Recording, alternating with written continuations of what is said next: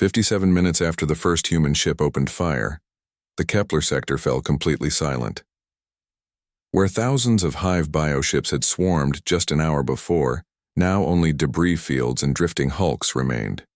The space around the alien defense station was filled with the wreckage of what had once been considered an unstoppable force. Admiral Kelth stood on his bridge, staring at the tactical display in complete shock. His instruments showed dozens of expanding debris clouds where bioships had been destroyed by nuclear weapons. Radiation signatures marked the locations where human kinetic weapons had torn through living hulls. Most incredible of all, the 12 largest bioships had simply gone dark and begun drifting, their internal systems completely destroyed. "Sir," his communications officer said quietly, "we're receiving final reports from the human Marines. All boarding operations were successful. Every target has been neutralized from the inside." Kelth shook his head in disbelief. The human Marines had actually done it. They had boarded living enemy vessels, fought their way through hostile internal environments, and destroyed the bioships from within. It was the most audacious military operation he had ever witnessed. "What are our casualty reports?" he asked. His tactical officer checked his console. "Sir, from our remaining fleet, we lost 3 more ships in the final minutes of battle. Total casualties for the day are approximately 15,000 personnel." Kelth felt the weight of those losses. 15,000 brave souls from a dozen different species, all killed in the desperate defense of galactic civilization. But then he looked at the tactical display again and realized the truth. Without human intervention, his entire fleet would have been destroyed, and the death toll would have been in the millions. "And the human casualties?" he asked. "Sir, the humans are reporting 0 combat losses, no ships destroyed, minimal damage to their hulls, and all Marine boarding teams have been successfully recovered. 0 losses.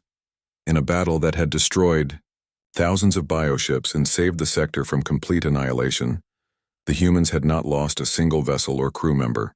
It was unprecedented in the history of galactic warfare." The view screen flickered to life, showing Admiral Jihoon on the bridge of his flagship.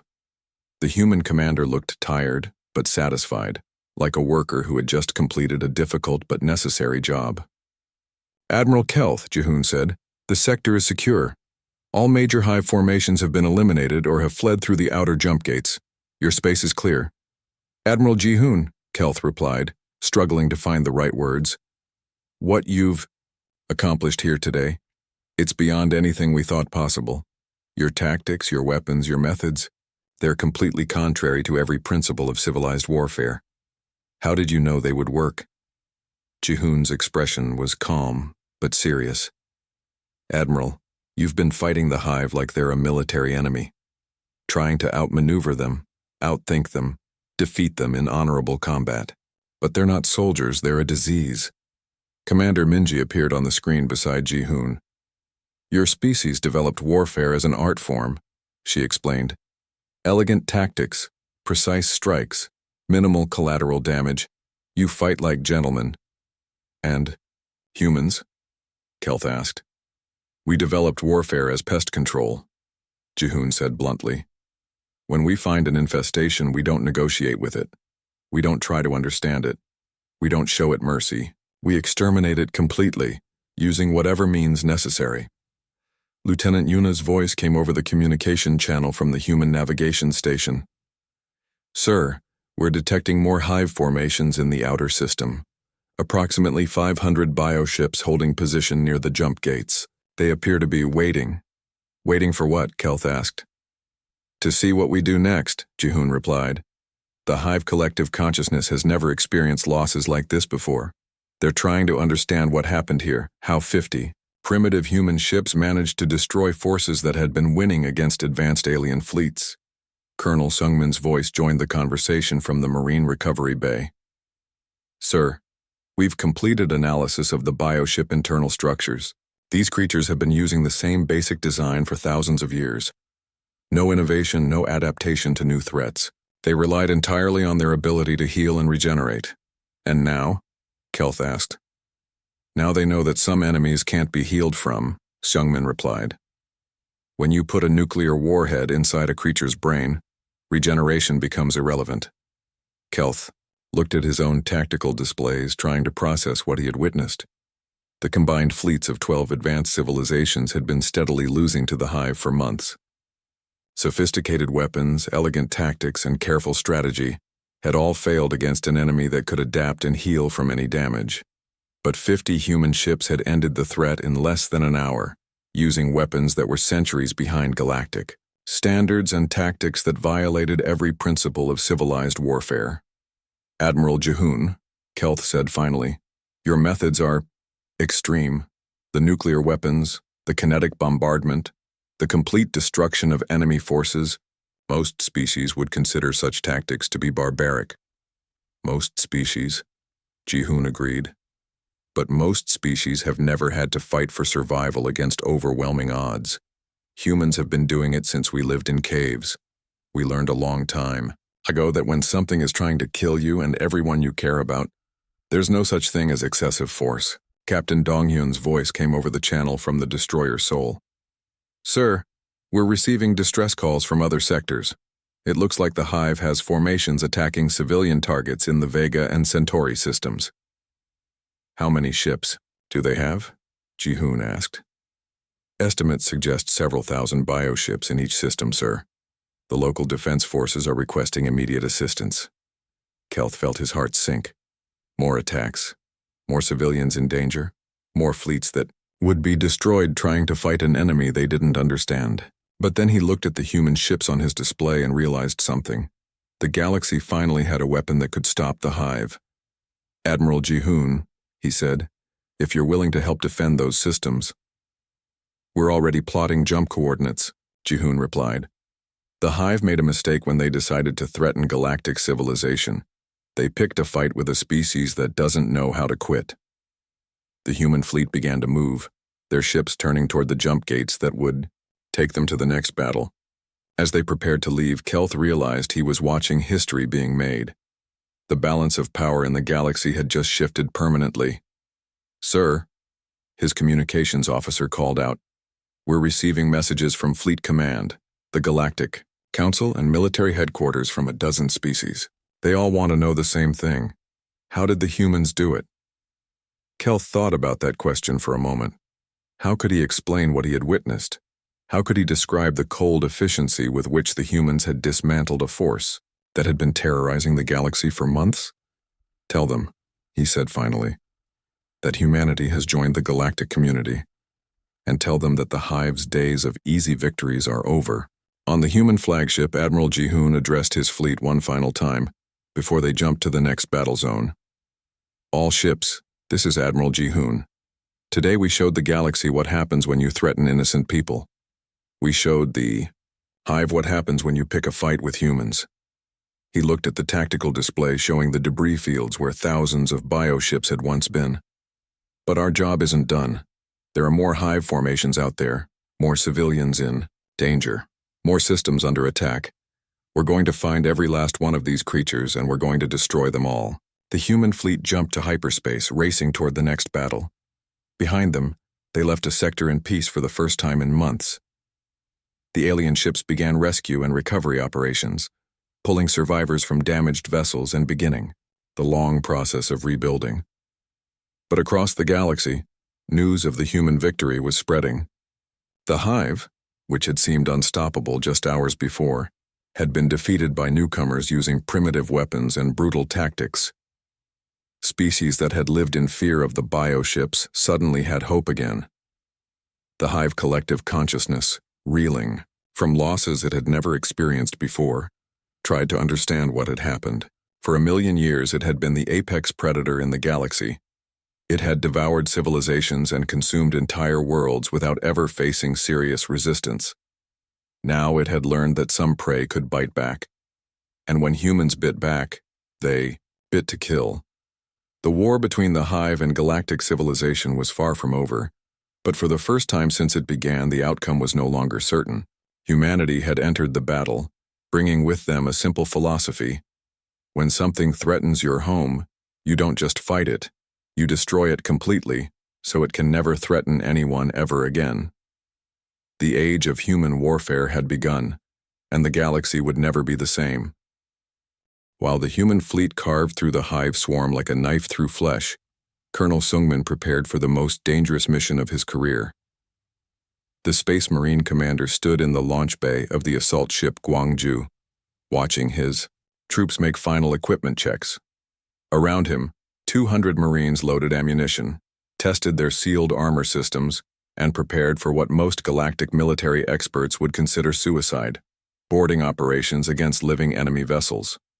"Listen up," Sungmin called out, his voice echoing through the launch bay. "We've got intelligence on 12 major bioships that are too big for our fleet to crack with conventional weapons. Command wants them taken out from the inside." Lieutenant Tae-hyung, leader of Alpha Squad, raised his hand. "Sir, what about the internal atmosphere? The reports say these things are basically giant stomachs." "That's right," Sungmin confirmed. "The corridors are digestive tracts. The walls secrete acid that can eat through most known materials. The air is toxic, the gravity is wrong, and everything inside is designed to break down organic matter for food." The Marines absorbed this information without visible concern. They had trained for hostile environment operations since basic training. Toxic atmospheres, corrosive chemicals, and unstable gravity were just part of the job. "What's our equipment? Loadout?" asked Sergeant Hyun-woo from Beta Squad. "Full environmental suits with triple redundancy," Sungmin replied. "Ceramic armor plates that can handle acid exposure for up to 6 hours. Weapons are modified for internal use, incendiary rounds, plasma cutters, and enough explosives to level a small city." He gestured to the rows of drop pods lined up along the launch bay walls. Each pod was an armored shell designed to survive atmospheric entry and impact. They had been modified for this mission with additional heat shielding and acid-resistant coating. "The plan is simple," Sungmin continued. "We fire the pods directly at the largest bioships. Once inside, we fight our way to the central nervous system and destroy it with demolition charges." "Questions?" Corporal Jimin raised his hand. "Sir, what if we encounter internal defenses? The intelligence reports mention immune system responses." "Shoot anything that moves and isn't wearing human armor," Sungmin said bluntly. "These things have been devouring entire civilizations. They don't deserve mercy, and they won't show us any." The Marines nodded grimly. They understood the stakes. The hive had to be stopped completely, or it would just regenerate and come back stronger. Half measures weren't an option. "Alpha Squad, you're taking the largest bioship designated Target 1, Sungmin ordered. "It's roughly the size of a small moon and appears to be some kind of command vessel. Beta and Gamma Squads will hit Targets 2 and 3. The rest of the platoons have their own assignments." Lieutenant Tae-hyung studied the tactical data on his tablet. Target 1 was massive, its living hull pulsing with alien life. Acid cannons the size of buildings dotted its surface, and scan data showed internal spaces that were kilometers across. "Sir, what's our extraction plan?" he asked. Sungmin's expression was grim. "There isn't one. We're not boarding these things to capture them. We're going in to kill them, and we stay inside until the job is done. Our suits have 6 hours of life support. That should be more than enough." The announcement echoed through the launch bay. "All Marines to drop pods. Launch in T-minus 60 seconds. The Marines moved with practiced efficiency, climbing into their assigned pods and sealing the hatches behind them. Each pod contained enough firepower to level a city block and enough explosives to gut a bioship from the inside. Tae-hyung settled into his pod's command seat and ran through his equipment checklist one final time. His suit's heads-up display showed green lights across the board. Weapon systems armed, life support at full capacity, demolition charges primed and ready. "Alpha Squad, sound off," he called over the comm system. "Alpha 2, ready to go," replied Sergeant Minho. "Alpha 3, locked and loaded," said Corporal Jin Young. One by one, his squad reported ready status. 12 Marines in total, each one a veteran of the worst fighting humanity had seen. They were going into the belly of a creature that was literally designed to digest living beings, and they were looking forward to it. "Launch in 10 seconds, came the announcement. "All pods report ready." Tae-hyung felt the familiar tension of pre-combat operations. In a few minutes, he would be inside an alien nightmare, fighting for his life against a creature that had been killing for longer than human civilization had existed. He couldn't wait. Launch!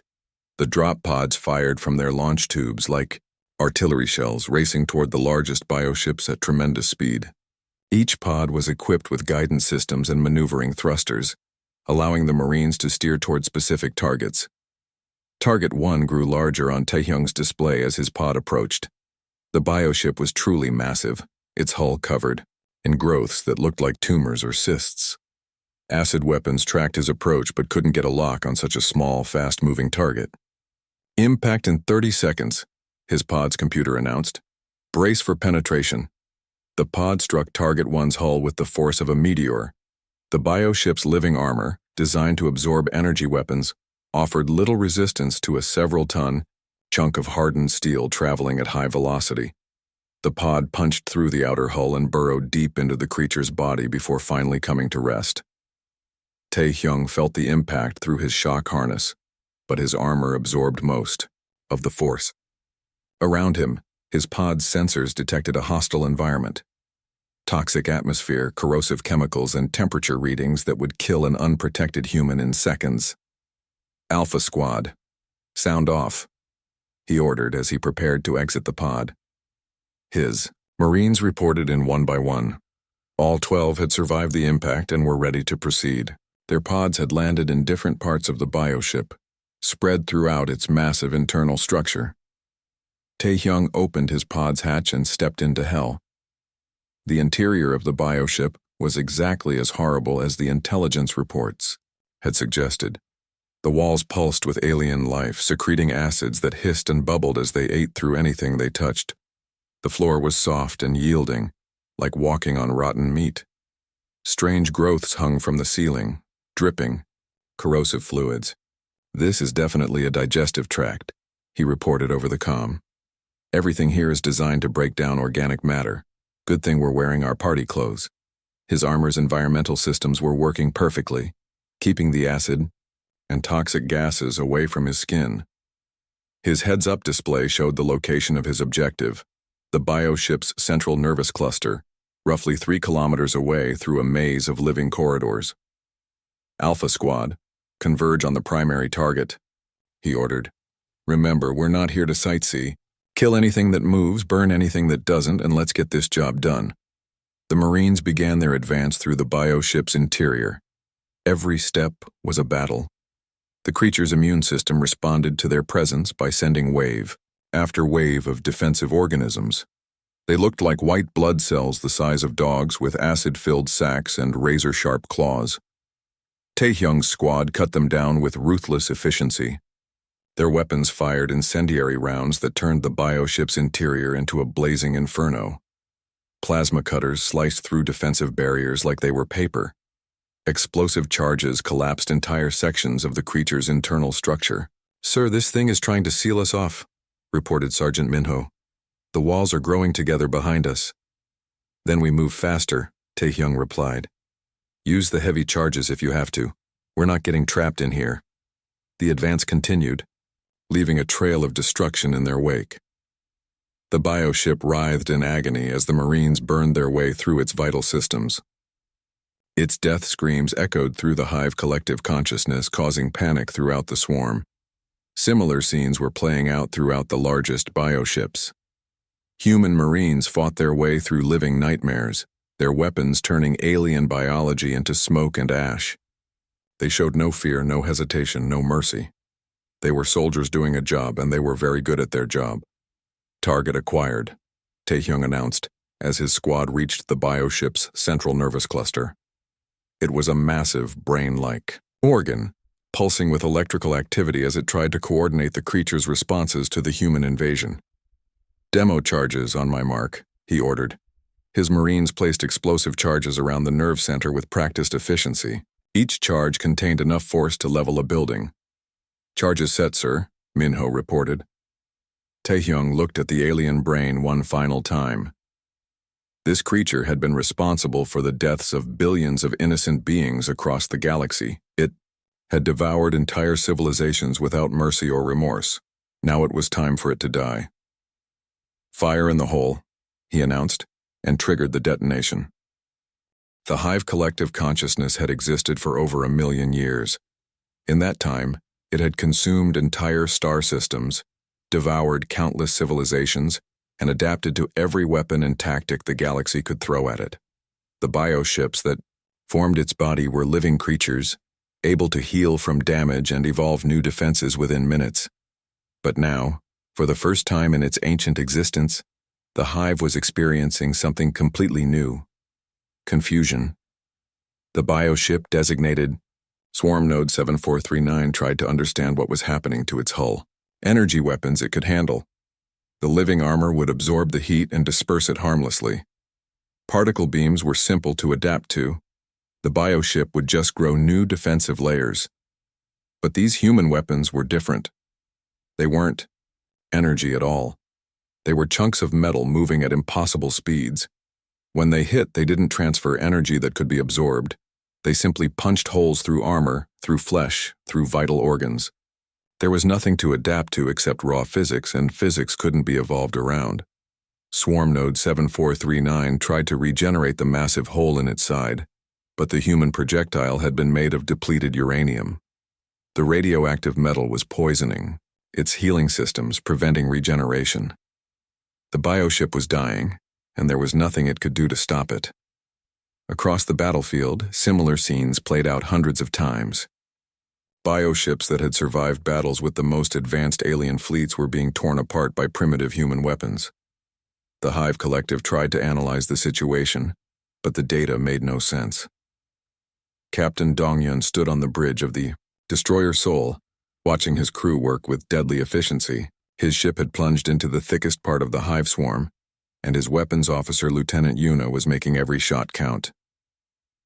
"Target that cluster of fighters at bearing 27 Mark IV, Donghyun ordered. "Locked on, sir," Yuna replied. Her fingers danced over her console, directing the ship's point defense systems. "Firing solution ready." The Soul's defensive guns opened up, filling space with thousands of explosive rounds per minute. Each bullet was small, no bigger than a human thumb, but when they hit the hive fighters, the results were spectacular. The biofighters simply disintegrated, turned into clouds of green organic matter that drifted away into space. "Sir, we're being approached by a large bioship," the tactical officer reported. "Looks like a command vessel. It's 3 times our size." Dongyun studied the approaching enemy on his view screen. The bioship was indeed massive, its living hull pulsing with alien life. Acid cannons along its flanks were already charging for an attack. In previous battles, such a creature would have been nearly impossible to kill. "Yuna, what's our torpedo status?" Donghyun asked. 6 fusion warheads loaded and ready, sir," she replied. "Yield is set to 50 megatons each. The bioship is trying to adapt to our kinetic weapons," the tactical officer noted. "I'm seeing new armor growths along its hull, thicker plating, energy dispersal networks." Donghyun almost smiled. The hive was so used to fighting energy weapons that it was still trying to adapt in the old way. It didn't understand that human weapons worked on completely different principles. "Fire all 6 torpedoes," he ordered. "Let's give it something really new to think about." 6 nuclear missiles streaked away from the Soul, their fusion engines leaving bright trails in space. The Hive Command bioship saw them coming and tried desperately to adapt. Its flesh rippled as it attempted to grow radiation shielding, electromagnetic barriers, anything that might protect it from these strange new weapons. It failed. The 6 warheads detonated in a carefully timed sequence, each explosion feeding into the next to create a chain reaction of destruction. The bioship was at the center of a miniature star for several seconds, its entire mass converted to superheated plasma. When the light faded, nothing remained but an expanding cloud of radioactive gas. The explosion sent shockwaves through the Hive collective consciousness. Thousands of bioships felt their command node die, and for a moment, the entire swarm hesitated in confusion. That moment was all the humans needed. Admiral Jihoon watched the battle unfold from the bridge of his flagship Incheon. His fleet was outnumbered 40-1, but numbers didn't seem to matter. Human weapons were cutting through the hive swarm like a chainsaw through tissue paper. "Sir, we're receiving damage reports from the bioships," Commander Minji announced. She had been monitoring hive communications frequencies, trying to understand their tactical responses. They're attempting to adapt to our weapons, but they're failing completely. Why? Jihoon asked, though he suspected he already knew the answer. Because they've never faced kinetic weapons before, Minji explained. Every other species in the galaxy uses energy-based technology. Plasma cannons, particle beams, fusion torches. The Hive has evolved to handle all of that. But we're throwing chunks of metal at them at relativistic speeds. There's no adapting to conservation of momentum. Another group of bioships tried to coordinate an attack on the human cruiser Busan.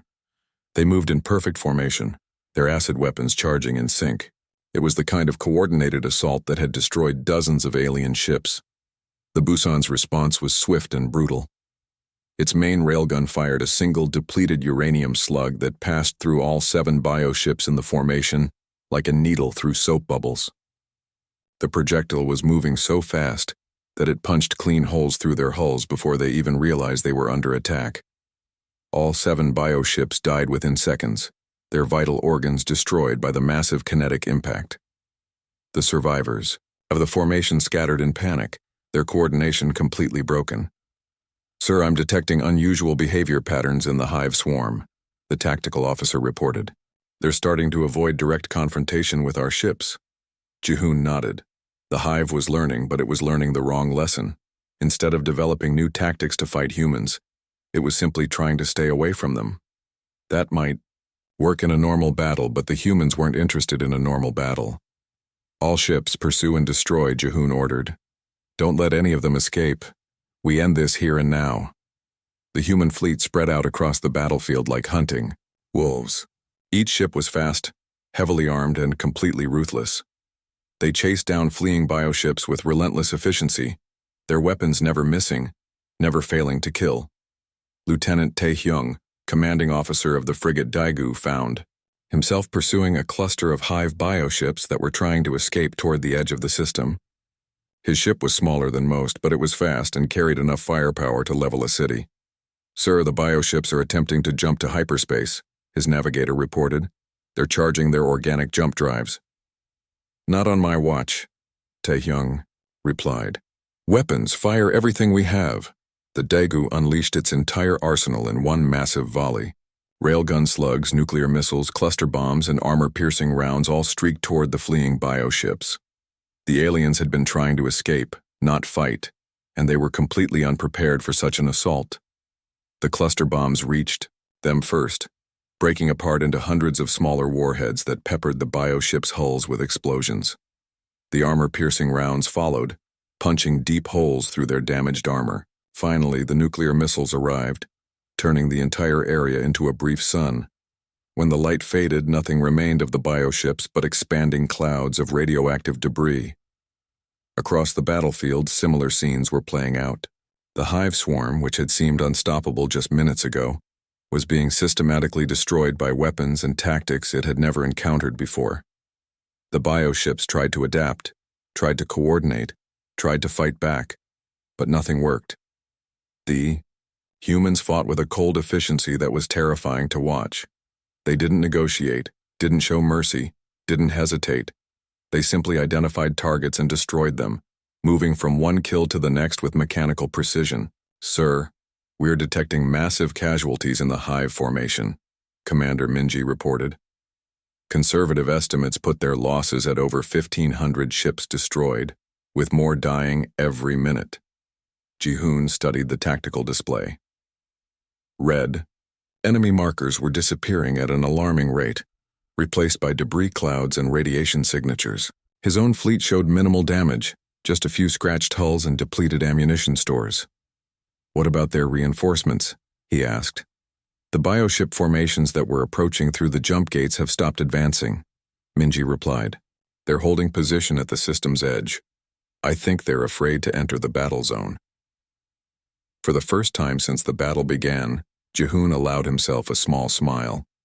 The Hive had ruled through fear for 1,000,000 years, devouring civilizations that couldn't fight back effectively.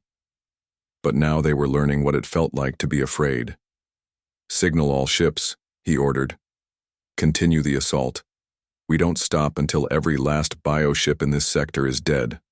The human fleet dropped out of hyperspace at the edge of the Kepler sector, like a hammer falling from heaven.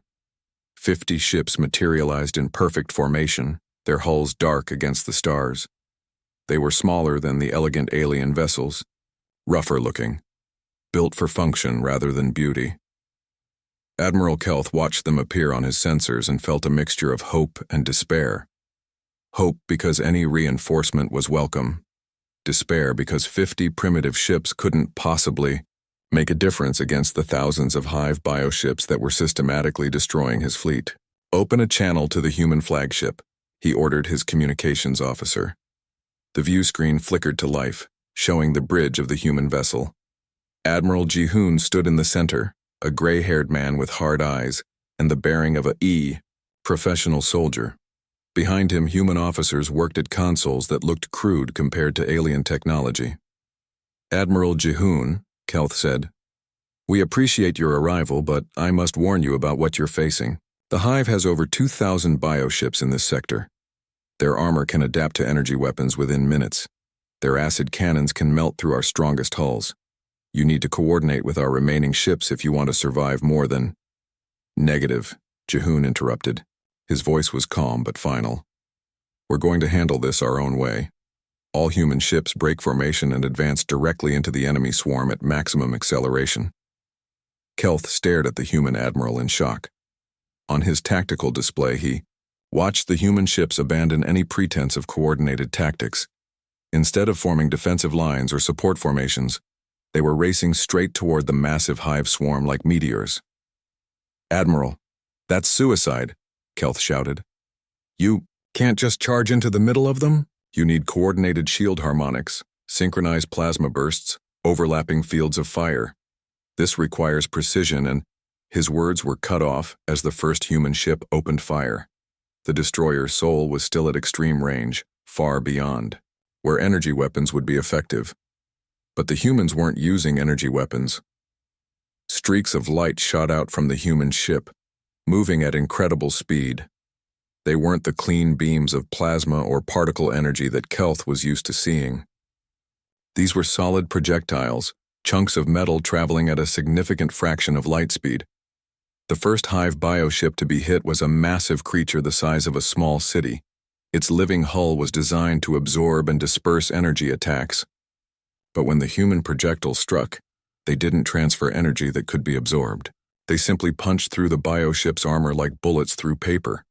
The bioship exploded, not the clean dissolution that energy weapons caused, but a violent, messy explosion that sent chunks of organic matter spinning through space. The creature's death scream echoed through the hive's collective consciousness, causing confusion and pain throughout the swarm.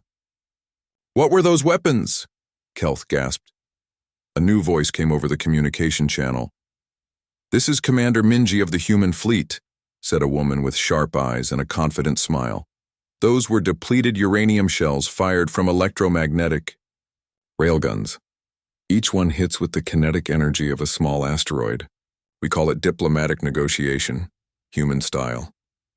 More human ships opened fire, the space around the hive swarm filled with streaking projectiles that tore through bioship armor like it wasn't there. The living vessels tried to adapt, their flesh rippling as they attempted to develop defenses against kinetic weapons. But you can't adapt to physics. When a several-ton chunk of uranium hits you at 12% of light speed, adaptation doesn't matter. Captain Donghyun's destroyer Seoul plunged into the heart of the swarm, its point defense systems spitting out thousands of rounds per minute. Each bullet was a small explosive charge that turned hive fighter organisms into clouds of green mist. The biofighters tried to swarm the human ship, but they were cut down like wheat before a scythe. "This is impossible," whispered Kelth's tactical officer. "Their weapons are so primitive. How are they so effective?" On the communication channel, Admiral Jihoon's voice was calm and professional. "The problem with your approach, Admiral Kelth, is that you've been fighting the Hive like they're a military force.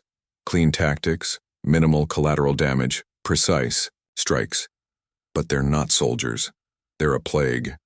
A Hive command bioship, larger than any vessel in Kelth's fleet, moved to engage the humans. Its acid cannons fired streams of corrosive material that had destroyed dozens of alien ships. But the human destroyer didn't try to dodge or shield itself.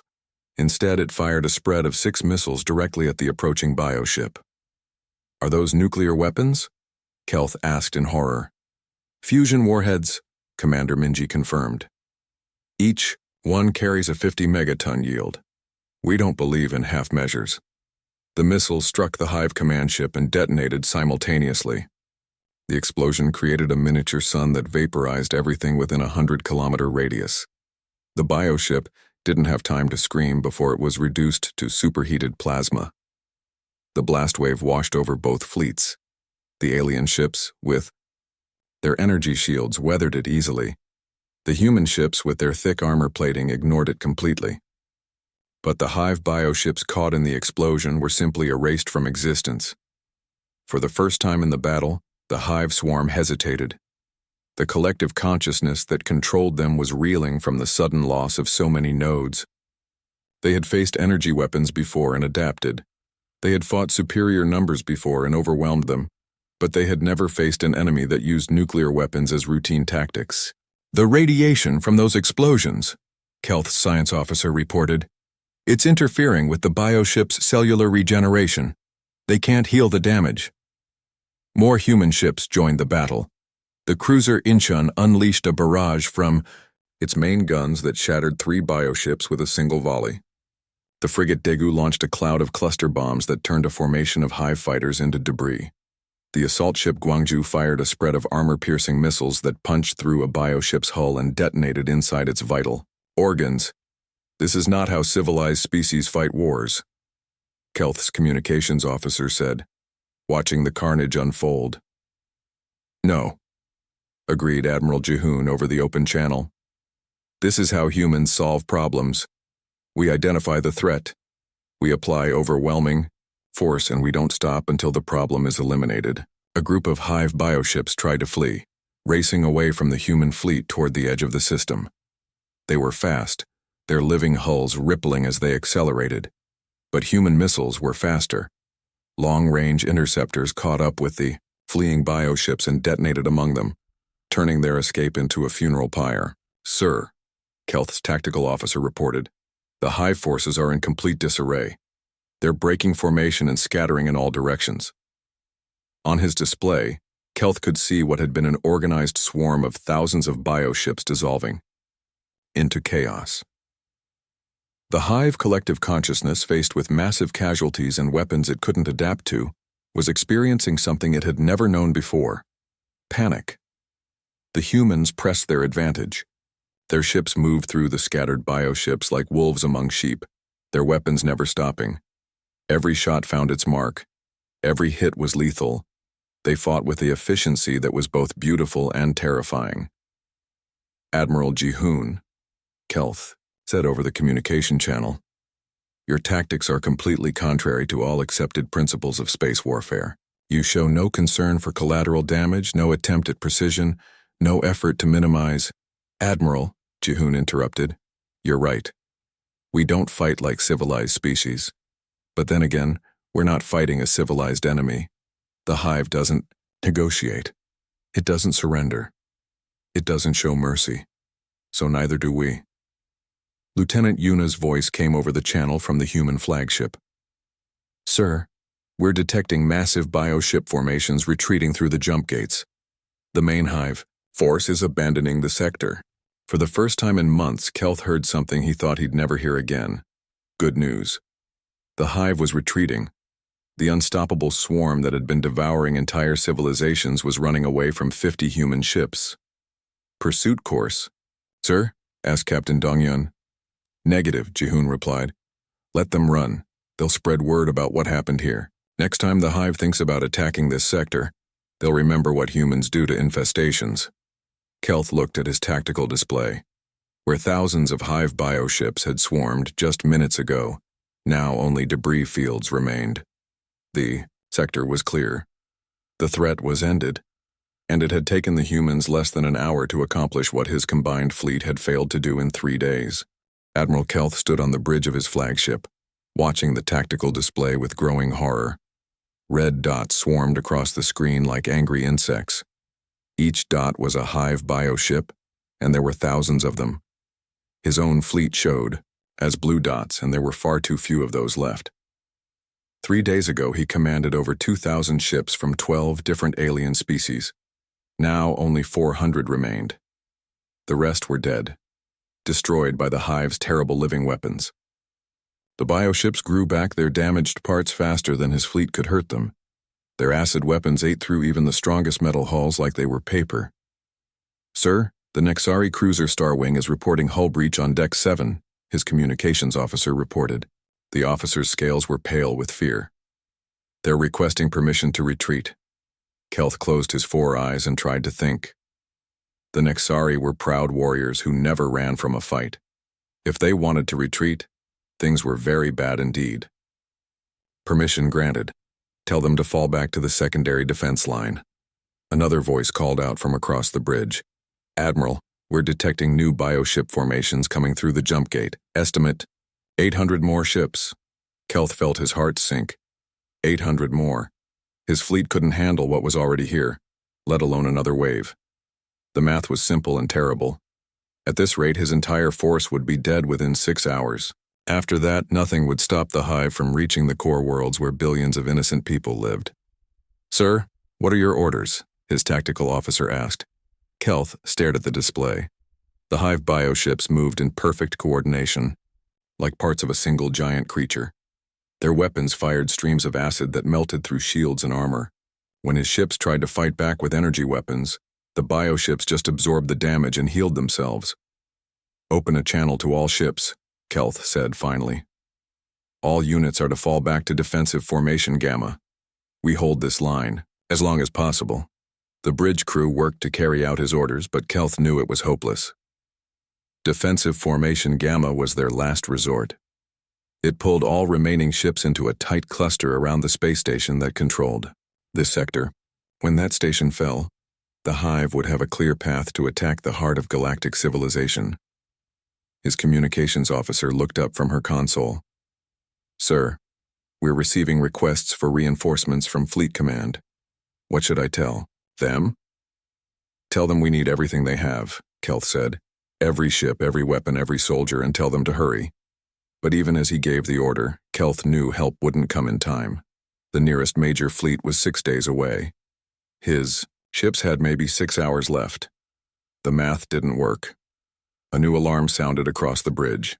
"Sir, massive energy spike from the Hive formation. They're preparing for a coordinated assault." Through the main view screen, Kelth could see them coming. The bioships looked like giant insects or deep-sea creatures. Their hulls pulsed with alien life and their weapons glowed with deadly acid. They moved toward his fleet like a living wave of destruction. "All ships, prepare for impact," Kelth ordered. "Fight well, and may the stars remember us." The battle began with terrible violence. Hive bioships fired streams of acid that ate through his ship's hulls. His fleet responded with energy beams and particle cannons, but the damage they caused healed within minutes. It was like trying to fight the ocean itself. One by one, his ships died. The Karathi battleship Stormcaller lasted 3 minutes before acid ate through its main reactor. The Zelen destroyer wing managed 5 minutes before being swarmed by Hive fighters. Each loss made his fleet weaker and the enemy stronger. "Sir, we've lost another 12 ships," his tactical officer reported. "Remaining force strength is down to 320 vessels." Kelth watched the numbers fall. 300, then 250, then 200. At this rate, his entire fleet would be gone within the hour. "Admiral," his communications MI officer called out urgently. "I'm receiving an automated message from Fleet Command. It's about the humans." The humans? Kelth had heard about them, of course. The newest members of the Galactic Alliance.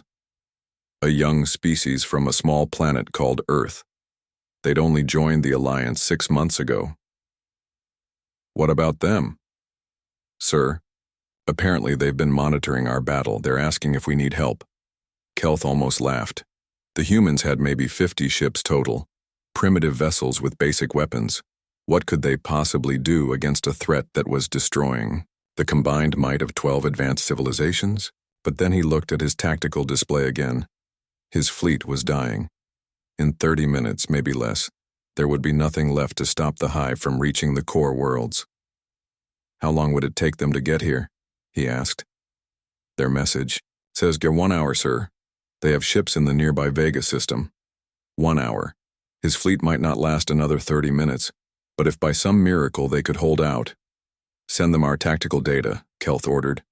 Everything we know about hive ship capabilities, weapon systems, defensive measures. If they want to help, they need to know what they're facing. Sir, are you sure? The humans are barely space capable. Their technology is centuries behind ours. They'll be slaughtered. Kelth watched another of his ships die on the display. The proud Varix cruiser Golden Claw simply melted under a concentrated acid barrage. Its crew of 800 was gone in seconds. Send the message, he repeated. At this point, any help is better than no help. The communications officer sent the transmission. Within minutes, a reply came back. It was short and simple. On our way. Hold the line. Kelth stared at those 4 words. Hold the line. As if it were that simple. As if 50 primitive human ships could somehow turn the tide against thousands of bioships that had been destroying advanced alien fleets for months. But what choice did he have? His fleet was dying, and the humans were the only hope left. All ships, he broadcast on the fleet channel. Reinforcements are coming. We just need to hold out for 1 more hour. Fight hard, fight smart, and stay alive. Around him, his bridge, crew worked frantically to coordinate the defense. But Kelth could see the truth in their eyes. They all knew what he knew. 1 hour was too long. Their fleet would be dead long before any help arrived. Still, they would try. They would fight until the very end, because that's what soldiers did. Even when the cause seemed hopeless, even when the enemy seemed unstoppable, they would fight. Hive was coming, and death was coming with it. But somewhere in the darkness of space, human ships were racing toward the battle. Whether they would arrive in time to make any difference remained to be seen. Fleet Admiral Jihoon stood in the war room aboard the human flagship Incheon, studying the alien data that had just arrived. The holographic display showed detailed scans of the hive bioships, their weapons, and their battle tactics. Around the table, his senior officers examined the information with growing interest. So these things can heal themselves, said Commander Minji, his chief strategist. She was a small woman with sharp eyes who had planned the successful defense of Mars' colony. The aliens have been shooting them with energy weapons, and the bioships just absorb the damage and repair it. Captain Donghyun of the destroyer. Sol leaned forward to get a better look at the tactical data. Look at this armor analysis. It says here the bioships can adapt to different types of energy weapons within minutes. No wonder the aliens are losing. Jihoon nodded slowly. He was an old soldier with gray hair and scars from a dozen battles. He'd fought pirates in the asteroid belt and rebels on the outer colonies. But this was different. This was the first time humans would fight alongside aliens against a common enemy. What's our estimated arrival time? He asked. 53 minutes, sir, replied Lieutenant Yuna from the navigation station. All ships are maintaining maximum speed through hyperspace. We should drop out right at the edge of the battle zone. Jihoon studied the data again. The alien ships were elegant things, all smooth curves and crystal technology. Their weapons fired precise beams of pure energy, very advanced, very sophisticated, very civilized. Human ships were different. They were built like flying fortresses, all thick armor and heavy guns. Where alien vessels used energy shields, human ships relied on layers of steel and ceramic plating. Where aliens used plasma weapons, humans preferred good old-fashioned explosives. Sir, said Commander Minji, I've been analyzing their battle tactics. The aliens are fighting this like a traditional naval engagement. Formation flying, coordinated, shield walls, synchronized weapon strikes. And how would we fight it? Jihoon asked, though he already knew the answer. Like a pest control operation, Minji replied with a grim smile. Maximum firepower, minimum mercy. These bioships might be alive, but that just makes them easier to kill. Colonel Sungmin of the Space Marines spoke up from his position at the far end of the table. He was a big man with hands like hammers and a reputation for getting impossible jobs done. Sir, I've been looking at the internal scans of these bioships. The corridors are actually digestive tracts. The walls secrete acid. Most species would consider boarding them to be suicide. Most species, Jihoon said, but not us. No, sir, not us. My boys have fought in worse conditions. We've got chemical suits that can handle acid, and our weapons work just fine in hostile environments. If you want these things boarded and destroyed from the inside, we can do it. Jihoon looked around the table at his officers. Each of them was thinking the same thing he was. The aliens had been fighting this war the wrong way. They were trying to be civilized, trying to minimize casualties, trying to fight clean. Humans had never been interested in fighting clean. Captain Dong-hyun pulled up a weapons display on his tablet. Sir, the alien ships are using focused energy, beams. Very precise, very efficient. They're trying to disable the bioships with minimal damage. And our approach? Jihoon asked. Kinetic kill weapons, nuclear warheads, and good old-fashioned high explosives, Dong-hyun said. We're not trying to disable anything. We're trying to turn these things into dust. Lieutenant Yuna checked her console again. Sir, we're receiving updated battle reports from the alien fleet. They're down to less than 200 ships now. At this rate, they'll be completely destroyed before we arrive. Jihoon cursed under his breath. 200 ships from an original force of over 2,000. The aliens were getting slaughtered, out there. But maybe that was because they were fighting the wrong kind of war. All ships, this is Admiral Jihoon, he said into his communicator. Prep for combat drop in 45 minutes. This is not a rescue mission, and it's not a support operation. We're going in to exterminate a threat to galactic civilization. I want every weapon system armed and ready. Across the human fleet, crews rushed to prepare for battle. In the weapon bays of the destroyers, technicians loaded railgun shells tipped with depleted uranium. In the missile tubes of the cruisers, nuclear warheads were armed and targeted. In the launch bays of the assault ships, Space Marines checked their armor and weapons one final time. Sir, Commander Minji said, the alien admiral sent us their complete tactical database, formation patterns, shield harmonics, weapon coordination, protocols. They're expecting us to integrate with their remaining ships. Jihoon shook his head. Send a message back. Tell them to stay out of our way. We're going to handle this differently. How differently, sir? Jihoon looked at the display, showing thousands of hive bioships swarming around the few remaining alien vessels. The bioships were huge, some of them larger than human cities. They pulsed with alien life and bristled with acid weapons that could melt through any known armor. The aliens see an enemy fleet, he said finally. But I see an infestation, and humans have been dealing with infestations since we lived in caves. Colonel Sungmin grinned. Burn them out, sir? Burn them out, Jihoon confirmed. No prisoners, no mercy, no hesitation. We go in fast, we hit them hard, and we don't stop until every last one of them is dead. Captain Dong-hyun was already calculating firing solutions on his tablet. Sir, with our current weapon loadout, we can deliver approximately 50 megatons of destructive force per minute. That should be more than sufficient to crack even the largest bioships. What about the smaller ones? Jihoon asked. Point defense systems will handle those. Every human ship carries enough ammunition to fight continuously for 6 hours. We've got conventional shells, explosive rounds, incendiary warheads, and armor-piercing penetrators. If it moves and it's not on our side, we can kill it. Lieutenant, Yuna looked up from her console again. Sir, 30 minutes to combat drop. All ships report ready for battle. Jihoon nodded. Around the table, his officers were making final preparations. Minji was coordinating with the other ship commanders to ensure their attack would be perfectly timed. Dong-hyun was running last-minute checks on his weapon systems. Sungmin was reviewing boarding procedures with his Marines. Sir, Minji said, there's one more thing. The alien admiral asked what our rules of engagement are. They want to know if we'll accept surrender from any hive ships that try to retreat. Jihoon thought about that for a moment. In most human conflicts, there came a point where the enemy could surrender and expect to be treated as prisoners of war. It was civilized. It was humane. It was the right thing to do. But the hive wasn't human. They weren't even individual creatures from what the report suggested. They were more like parts of a single giant organism that had been devouring entire civilizations for thousands of years. "Tell the alien admiral that the hive won't surrender," Jihoon said. "They can't surrender. They're not capable of it.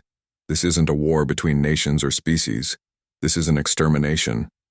And if any bioships try to flee," Minji asked, "then we hunt them down and kill them," Jihoon replied. "Every last one, because if even a few escape, they'll just come back with more ships and start this whole process over again." The bridge fell silent as his officers absorbed this. They were about to enter a battle where no quarter would be given or expected. It was going to be brutal and one-sided and absolutely necessary.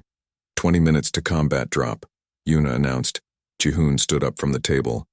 "Gentlemen, lady, we're about to show the galaxy how humans fight a real war. Make me proud."